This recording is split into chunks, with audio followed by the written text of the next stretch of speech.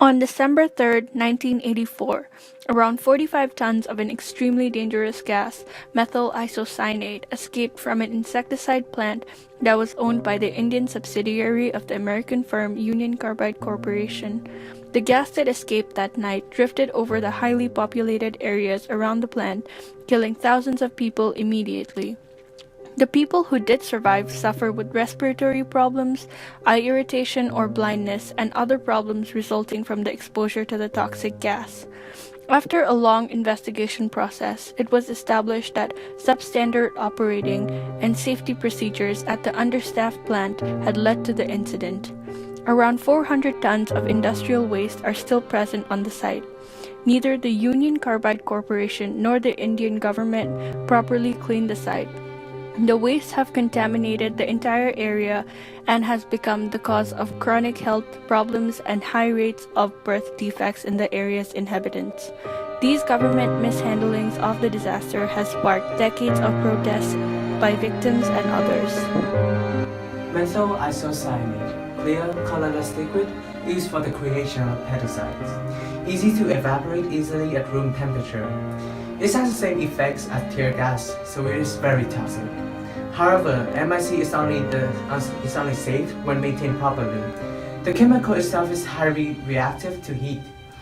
On that fateful night, water entered tank E610, which contained more than 40 tons of MIC, initiating a runaway reaction. When it exposed to water, the compounds in MIC react with each other, causing a heat reaction. Even the smallest amount of water creates pressure, turning MIC from a liquid to a gas. MIC reacts violently with water, forming ureas and large amount of carbon dioxide in the process, which are both toxic gases.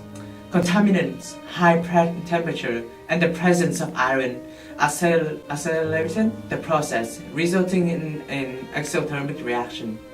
The high temperature and pressure forced the emergency venting of pressure from the holding tank, and large volume of toxic gases escaped to the atmosphere. Inhalation of MIC can cause irritation of the eye and throat. But if one exposed to high concentrations, it can lead to breathing difficulties, severe lung damage, and in extreme cases, death.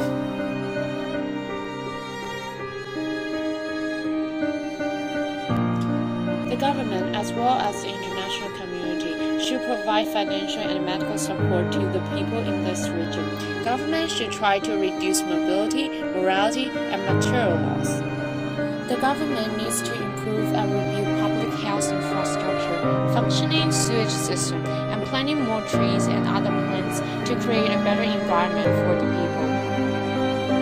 Cleaning up the sites and future planning of industrial sites like this, with suggestions offered by experts, should also be considered into the support that the government will provide to its people.